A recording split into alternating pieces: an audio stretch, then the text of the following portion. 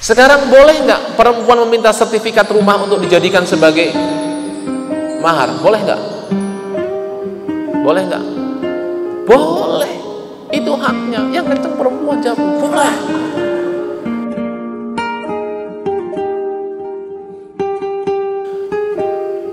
Kenapa ada orang menikah tidak jadi gara-gara pangkalnya itu mahar, pangkalnya mas kawin? Ini yang disebut sebagai hak pertama. Orang ketika melakukan akad nikah maka berlaku bagi dirinya itu 3 hak sekaligus. Hak yang pertama apa? Hak bagi istrinya. Apa hak bagi istrinya? Hak bagi istrinya adalah pertama hak hukukun lin nafaqah, kemudian yang kedua adalah hak lil mahri. Hak yang pertama bagi istri adalah mendapatkan mahar, mas kawin. Hak yang kedua adalah mendapatkan nafkah. Sekarang boleh nggak perempuan meminta sertifikat rumah untuk dijadikan sebagai mahar? Boleh nggak? Boleh nggak? Boleh. Itu haknya. Yang kenceng perempuan jawab, boleh. Boleh. Tapi kan kasihan, calon suaminya nggak punya apa-apa. Dia pacaran dulu nggak? Orang yang nggak jadi nikah ini pacaran dulu nggak? Pacaran dulu nggak? Pacaran dulu nggak? Coba dicari, pacaran dulu nggak? Setahu saya sih kayaknya pacaran dulu lah. Pacaran. Artinya apa? Komunikasinya itu kurang akrab bagaimana? Masih bisa miskomunikasi. Tetapi kalau kita sebagai laki-laki itu paham, calon suaminya paham bahwa ini adalah hak yang dijamin oleh agama bagi calon istrinya, maka tidak usah komentar. Tapi kan yang baik kan perempuan tidak minta banyak maharnya, gitu kan? Ya kalau dia belajar ilmu agama, macam mahasiswi di belakang.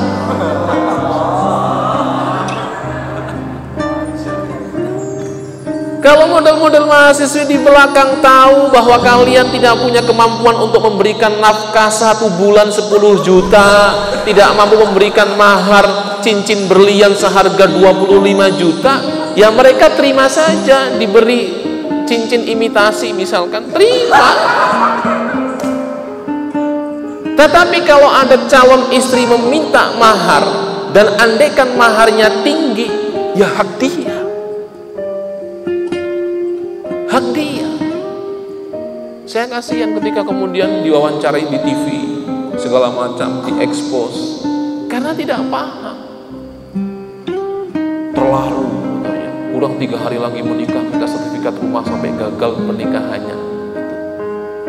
Ya kalau mau dibuat simpel, berarti laki-lakinya belum mampu secara finansial. Ya sudah, nggak usah nikah. Kalau mau gampang lagi, laki-laki itu datang ke sini. Cari yang lebih cantik, lebih solihah, banyak itu di belakang korden itu. Pokoknya kalau bahas nikah itu semangat, Allahu Akbar. Tapi saya tahu kalian hanya teori saja. Teori yang paling menarik itu memang teori pernikahan. Kalau dipraktekkan berat. Jadi apa tadi? Hak yang pertama adalah berkaitan dengan istri. Apa hak untuk istri?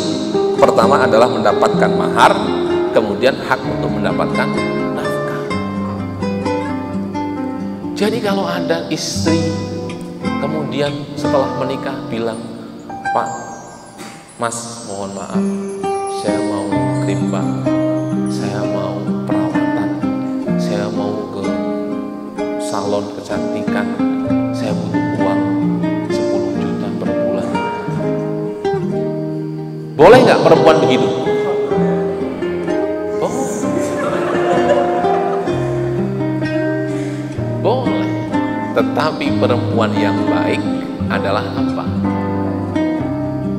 Yang sesuai dengan kemampuan suaminya. Siapa yang begitu itu? Sekali lagi, tolong kalian pertimbangkan yang berada di dalam korden itu. Sudah tidak ada yang lain. Insya Allah solihah semua. Besok hari Jumat nih. Siapa malam habis Jumat siap untuk akad nikah 5 juta. Mas kawin 5 juta itu banyak. Rata-rata di kampung itu 1 juta.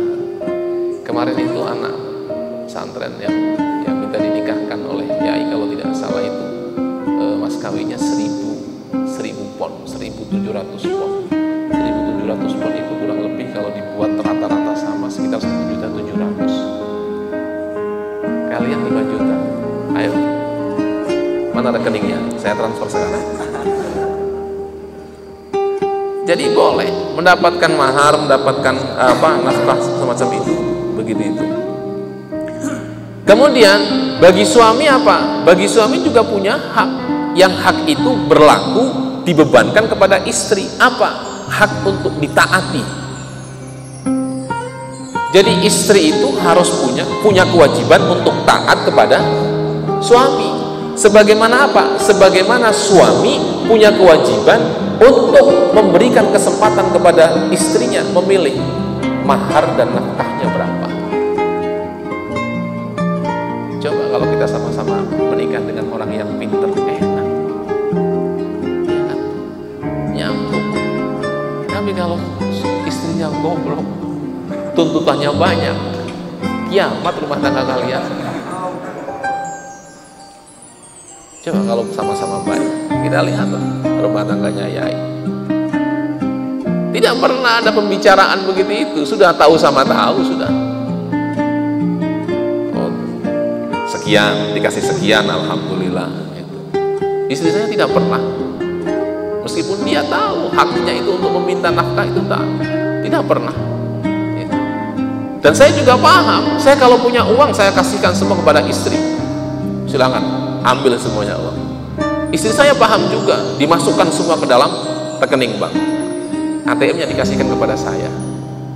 Enak kan rumah tangga begitu itu. Coba. Saya nggak pernah ribut dengan istri masalah uang. Paling ya kebablasan saja kalau saya habis buat beli buku baru dimarahi, diomel gitu. Jadi hak untuk seorang suami itu apa? Dia harus ditaati.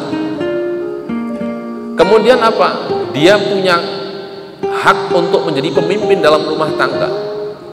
Suami itu punya hak menjadi pemimpin dalam rumah tangga, dan itu menjadi kewajiban bagi suami. Jadi dalam urusan-urusan yang memang harus diputuskan oleh suami, suami itu harus mengambil peran. Jangan semuanya diberikan kepada siapa? Kepada istri. Kemudian hak yang berlaku untuk dua orang suami istri apa? Hak yang disebut oleh oleh fikih sebagai hakul istimta, muasyarah bainahuma bil ma'ruf. Malam Jumat, ini 17 tahun ke samping sudah, nggak usah saya jelaskan kan. Jadi intinya apa? Kalau orang kemudian tahu bahwa perempuan itu punya hak untuk mendapatkan mahar, untuk mendapatkan nafkah, maka tidak akan pernah ribut. Tidak akan pernah ribut. Santai saja. Kenapa kemudian menjadi masalah? Karena dua-duanya tidak punya latar belakang agama.